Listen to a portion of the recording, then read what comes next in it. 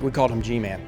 He was extremely motivated, incredibly conditioned, and he was very, very hard-nosed. If I had 3 or 4 more guys like him, we would have had 3 more national champions. He had a drive that was unbelievable. It was amazing to see. He was relentless. I mean, unbelievably relentless. And mean. Not dirty or cheap. He was just plain mean when he wrestled. Never crossed that boundary into being dirty or cheap. He was so small that he and somebody else got into it one time, and Greg had to whip him twice in a fist fight. And the guy came back a third time and challenged him. He just couldn't believe a guy that size could whip him, and he did for the 3rd time. And this is a guy who was about 5'2", maybe 5'3" on his tippy toes. But he was one of the grittiest, toughest guys I've ever seen in our sport. When I was a freshman, when practice ended, I'd head to the opposite end of the men's IM to go sit under a stairwell and cry, because I had never, ever in my life been beaten up so badly, mentally, physically, and emotionally.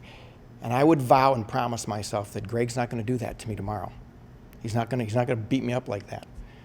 The very next day of practice, it was towards the end, and Greg was my partner for the last rotation. And of course, he's beating me like a drum. And I'm on bottom. And I can't hold back anymore. I can't wait to get to the stairwell to cry, so I start crying. And he stops for a second, and he says, "Patty," he says, "cry all you want. I'm still going to kick your ass." I mean, how could you not love a guy like that on your team?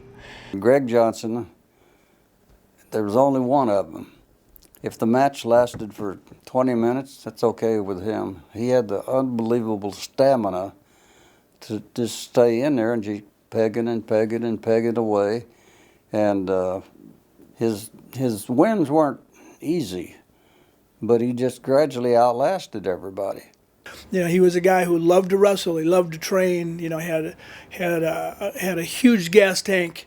You know, just competitive to the max. But at the same time, you knew that he really loved the sport and was just a bright, shining star in Michigan State's wrestling history. You know, for anyone to win one national championship in a 4-year career is quite an achievement. To win 2 NCAA titles puts you in a pretty elite group of athletes in any sport.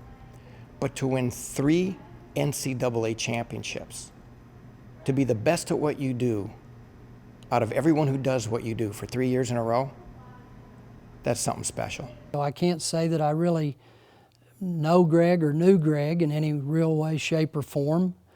I always had a lot of respect and admiration for him just because, if for no other reason, just the wrestler that he was.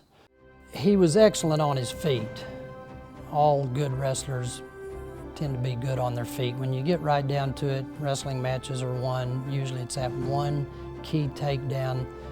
He was short, and I tended to have a little more difficulty, I think, penetrating a short kid like that. I mean, Greg was really good at getting up off bottom. So you really weren't going to ride Greg and turn him over on his back. You were going to have to beat him on his feet.